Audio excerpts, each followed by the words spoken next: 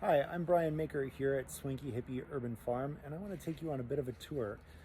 In the spirit of Thanksgiving, we're talking about abundance, and we have been so blessed to be able to have abundance. And I want to kind of take you through what we do for our garden beds as we have here at the Urban Farm, and our new mushroom grow that we're also going to have available for members as they come to the farm.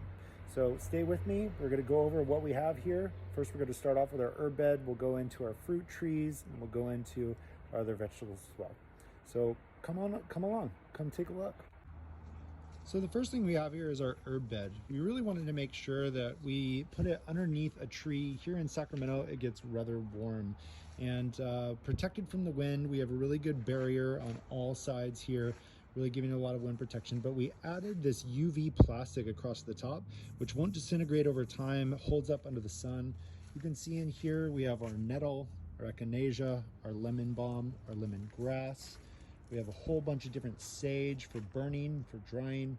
We have oregano, thyme, marjoram, chives, cilantro, and of course, basil. And the secret as to how all of this looks so well is not the plastic, but that we trim it on a regular basis and use it in all of our cooking and keep it short and bushed so that it doesn't flower out. This right here is our nectarine tree. This puts off in the springtime. It's absolutely delicious. It used to be a hybrid. We're gonna cut off this other branch so we just have the nectarines. And let's go ahead and take a look at the rest. In our first bed, you can see that we have broccoli, which isn't quite ready yet. It's currently on its way there. We have about another couple of months, keeping it nice and warm here. It stays right in around in the 60s as it gets cold at night. And you can see our celery is going gangbusters. A lot of people think you have to trim the celery stalk right at the bottom, but you can actually trim the smaller leaves on the outside over time in order to produce more growth in the inside, and allows you to have more celery over time. And the thinner stalks are actually a lot more delicious. These small little tiny ones right here have a lot of flavor, and they're not that bitter taste that you get with thicker ones, but the thicker ones do have more nutrients. As we go down, you can see our carrots. Now, we spaced our carrots accordingly.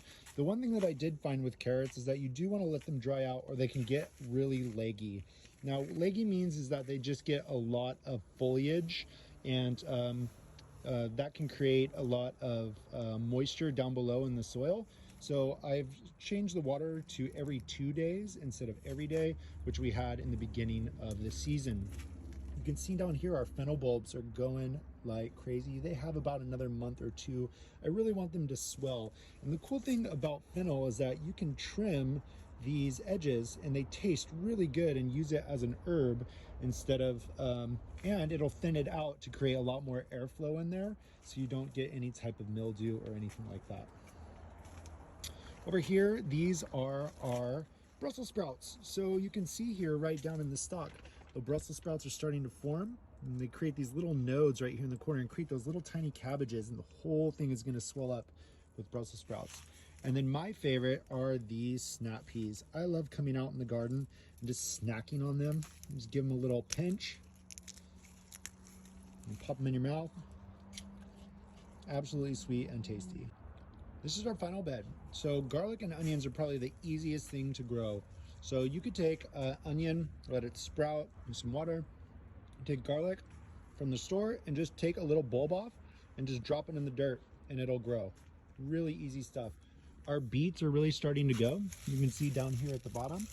Probably break these up and thin them up and give them about another month or so, and then take them out and boil them. Now, beet tops, you can use these in salads, you can use them in smoothies, and you can actually take the bottom of a beet. If you were just to cut the top of the head off and use the rest of the beet and boil it, you could take that and put it in water and these will grow right on out of it.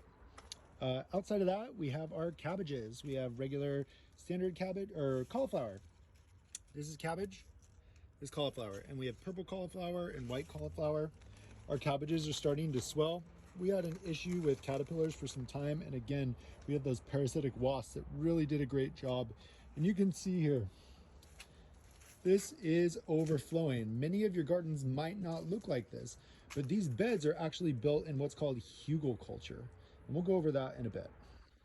So a hugelkultur bed is a bed in which you put logs down at the bottom, really large logs. You fill it up full of a little bit of dirt. You put some sticks down. You fill it up full of manure. Then you put up some more dirt.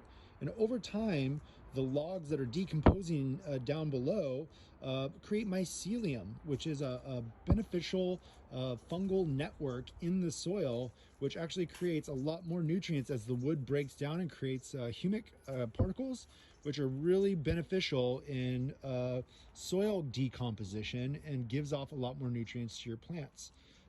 Our kale and our rainbow chard has been one of the best things that has gone on this year. We did notice that our spinach didn't do too well, so we moved our chard over to the other side next year and really give a lot more light to that spinach. But all of this stuff is doing fantastic. You can see we did marigolds because they put off beneficial nematodes into the soil. And beneficial nematodes help to destroy the bugs and the larvae that are in the soil that'll eat at your roots. So there's a lot of things that you need to consider, and we teach these classes here at Swanky Hippie Urban Farm. If you're ever interested in coming out and learning more about how to get more out of your garden and how to care for it in a proper way that gives you a increased bounty. So we have some fruit trees here on the property as well. So you can see we have our guava tree, which just got done producing and did rather quite well. Really puts off a really good, delicious citrus type fruit. And it has these little green pods here. You can see the squirrels got to them before I could, but absolutely delicious, lots of nutrients, great for juicing. A lot of people think you need to have two. We have one and it produces just quite well. Our lemon tree is really starting to go here in zone 9. It's November. We are going to cover it as it gets down into the 30s, as well as our clementine orange and our lime tree as well. And we're going to be putting in a mushroom grow here as well. So over where these barrels are, it doesn't get any sun in that section there and all across the front. And so we're going to put oak logs and stack them in squares all the way along these areas and inoculate them with shiitake mushrooms, which is great when you have people over, puts off a lot of really great, beautiful fruit, and also is a great conversation piece. So if you ever want to learn more, we teach these classes here at Swanky Hippie Urban Farm. Please come and check us out. Love to hear from you and have you at one of our events. Enjoy your day. Happy Thanksgiving. One of the reasons why we have such great soil mycology is because we use this product here. It's a mixture of trace minerals and fulvic acid. It is a microflora stimulant, and it's by a company called Sea Crop.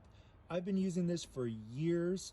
I absolutely recommend it to everybody. It is an organic product and absolutely amazing in getting higher yields, healthier plants, and better transplant ratios.